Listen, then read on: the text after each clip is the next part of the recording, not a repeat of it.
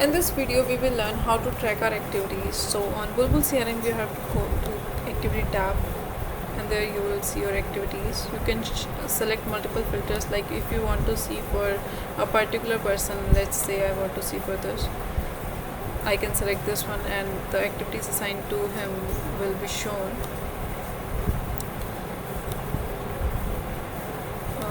Let's say I want to choose for teams, I can choose for them also. There are the activities that are assigned for that team. I can choose multiple options from in there. Like if I want to see email activity, meeting activity, so I can choose from it here. If I want to see deal activities between 10 to 12, I can just select the period and I can see activities between those dates. There you can see completed activities or today activity, overdue and schedule activities from these filters.